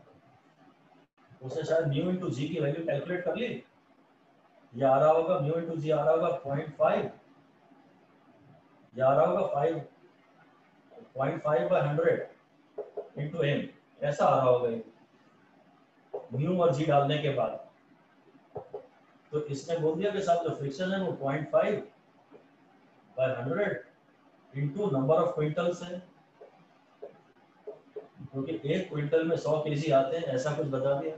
मतलब उसने एक नया प्रेजेंटेशन दे दिया, इतना सा। तो ये नयापन तो ऐसे अभी भी रहेगा नीट में, ये नयापन डालते हैं। जेई एडवांस में भी बच्चे एक ही बात कर रहे हैं कि बिल्कुल नए टाइप के सवाल डाल दिए, एकदम नए टाइप के सवाल, कि हमने बहुत जो टाइप की प्रैक्टिस की थी उस टाइप के सवाल डाले ही नहीं उन्होंने। ऐसा ये नयापन कर सकते हैं, इससे ज्यादा इनकी औकात नहीं है। तो नंबर ऑफ क्विंटल्स आपको देखना है कि बॉडी का वेट है 100 इंटू 10⁵ न्यूटन, ये वेट दिया। तो उसमें देखते हैं कितने क्विंटल है। तो पहले तो ये mg है, mg की वैल्यू 10⁷ न्यूटन है, तो मास है 10⁶ kg, तो वो 100 इंटू 10⁴ kg है। तो आप जो बॉडी में कितने क्विंटल है वो निकालिए, तो जो बॉडी का मास है वो इतने क्विंटल है, और जो फ्रिक्शन है वो बोल रहा है 0.5 kgf पर क्विंटल।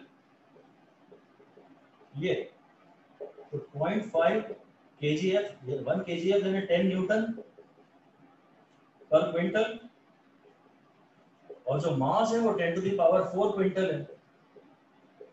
तो क्विंटल क्विंटल कैंसिल हो गया और ये हो गया, 5 × 10⁴ न्यूटन फ्रिक्शन फोर्स हो गया। और अगर आप चाहते हो कि कांस्टेंट वेलोसिटी से बॉडी चलती रहे तो आपका इंजन उतना ही फोर्स डेवलप करे जितना जस्ट फ्रिक्शन को ओवरकम करना है। फ्रिक्शन को ओवरकम करने के लिए जितना फोर्स चाहिए उससे ज्यादा फोर्स अगर इंजन डेवलप करेगा तो बॉडी में काइनेटिक एनर्जी भी आ जाएगी, उसकी वेलोसिटी बढ़ जाएगी। ये बातें हैं। बस अब कुछ पूछना हो तो आगे बताइए। तो सब क्लियर है।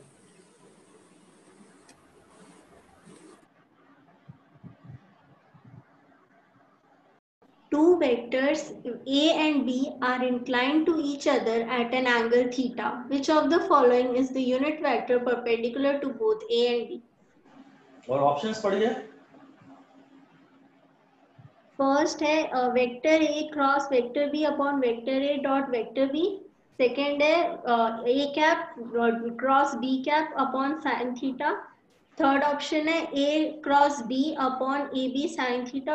और लास्ट ऑप्शन है A cap cross B cap upon बहुत ही परफेक्ट क्वेश्चन है, बहुत ही परफेक्ट क्वेश्चन है नीट में आने के लिए। ये क्रॉस प्रोडक्ट का नाम सुनते ही मैं ये मतलब यूनिट वेक्टर परपेंडिकुलर, देखिए A क्रॉस B की direction, a vector which is perpendicular to both A and B is a unit vector in the direction of A cross B। तो बस इसमें से आपको n कैप ही निकालना है बाहर, तो हो जाएगा A cross B upon AB sin theta. सारी बात हो गई। सर हाँ सर मैंने यही आंसर मार्क करा था लेकिन एम्बाइब ने उसको गलत दिया है। यस सर मैंने भी यही मार्क किया था। तो उसने सही आंसर भी तो दिखा होगा, कुछ लिखा होगा ना, फिर सही क्या लिखा? लिखा है सर, उसने इस चीज को सिंपलीफाई कर दिया बस। तो मेरे हिसाब से बी और सी दोनों सही होने चाहिए। इसने सिंपलीफाई करके क्या किया इसको? सर वो जो इसको A A cap B cap upon sine theta कर दिया। A कैप B कैप, अच्छा बस मैग्नीट्यूड्स काट दिए उसके। हाँ सर सही तो दोनों है। क्रॉस लिखा है उसमें। Yes sir. ये तो और भी प्यारा सवाल कर दिया उसने। हाँ दोनों ही सही है वैसे तो, पर फिर भी ना बेटर आंसर ये जाएगा क्योंकि क्या है यहाँ इसके बीच में कोई साइन नहीं है ना A और B के बीच में। हालांकि दोनों सही हैं बट सर्टेनली वो एक स्टेप आगे। जब अब प्रॉब्लम है आपके लिए, जेन्युइन प्रॉब्लम है। मतलब हालांकि दोनों सही हैं पर पेपर में जरूरी नहीं कि वो इसे कैंसिल कर दे। उसने थोड़ा ज्यादा सोचा है, आपका इस क्वेश्चन की तरफ ध्यान नहीं गया, वरना आप भी कहते कि यार ये तो ज्यादा सोच रहा है भाई। जब इधर यूनिट वेक्टर की बात कर रहा है तो शायद प्रेफरेबली इधर भी यूनिट वेक्टर्स की बात करो।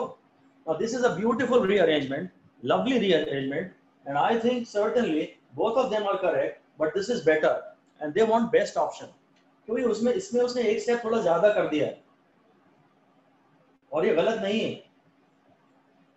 तो शायद ये डेफिनेटली बहुत ही एनीवे मैं इस बात की लड़ाई में नहीं पड़ रहा। आपकी बात सही है कि दोनों ही सही जाने चाहिए, मैं लड़ाई में नहीं पड़ रहा। मैं कह रहा हूँ ये this is the type of variety जो एग्जाम में आएगी, इतना समझना है आपको बस, और अपने आप को मिस डायरेक्टेड एफर्ट से बचाना है। ठीक है, yes sir. That is all for now.